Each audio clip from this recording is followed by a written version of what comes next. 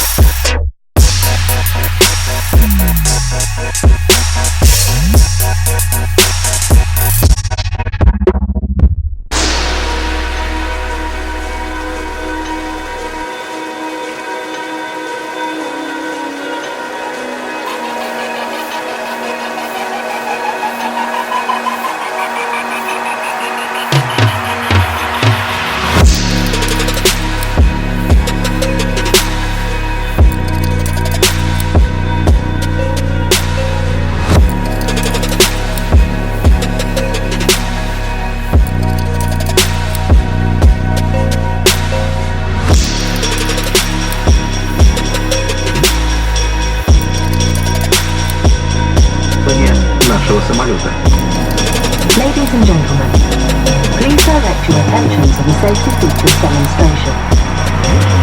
Наш самолет имеет 8 аварийных выходов.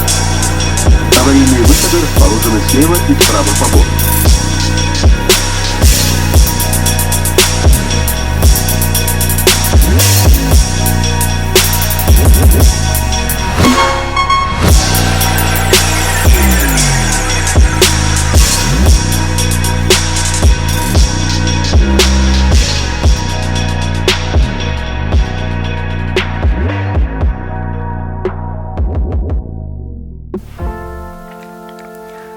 I even met a girl here who has managed to become very special to me over the course of my short stay here.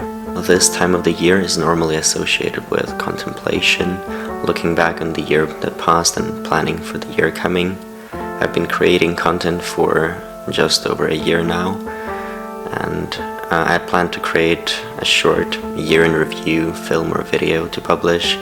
I have almost 500,000 subscribers, which to me seems surreal.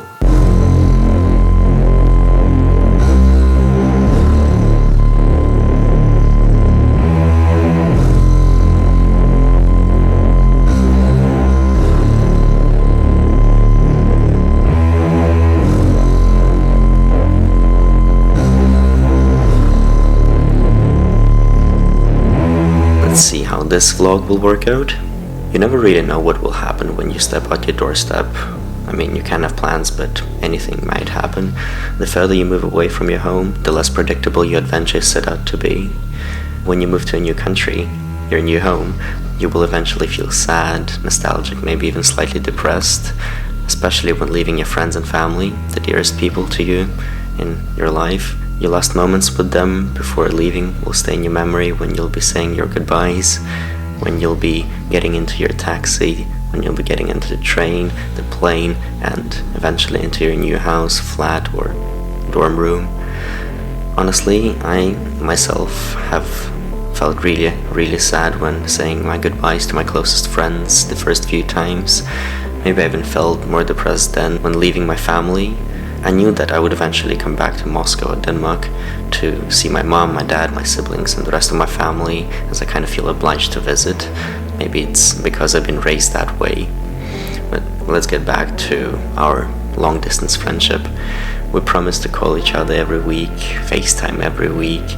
We promised to send each other photos and messages every day.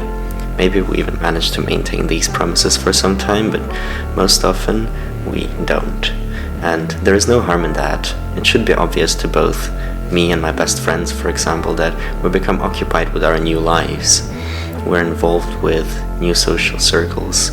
We have new hobbies, we have new interests and matters to think about. But we don't want to believe that the wonderful friendship we remember having is dying. At least that's what we think is happening. We feel like we're almost cheating on our old friends as we're too involved with our new environment.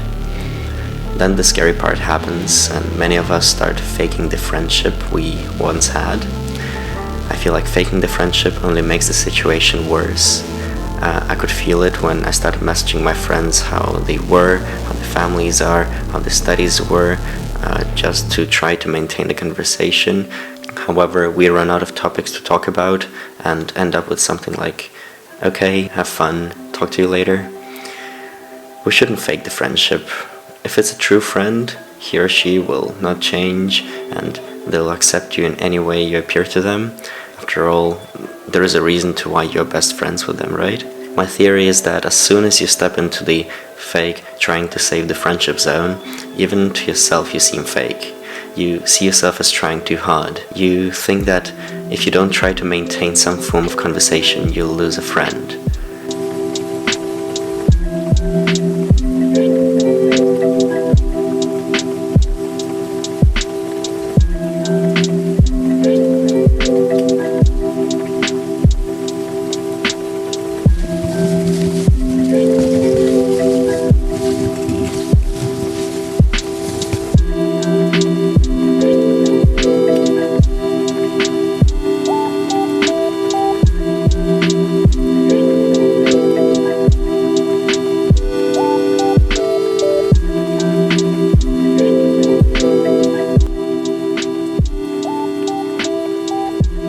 Your conversations are obviously not the same anymore, but you don't want to believe it.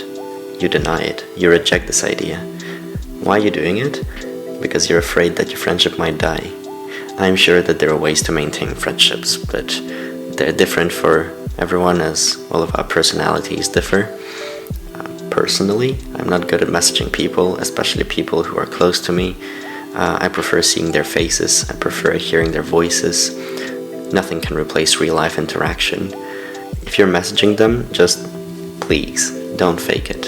It's really obvious when you discuss the weather with the person you used to share your deepest secrets with.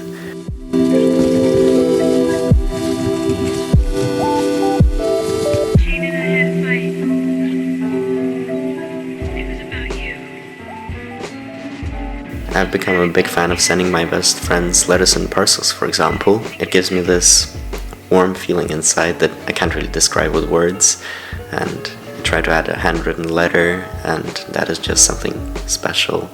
It's something not Facebook Messenger like.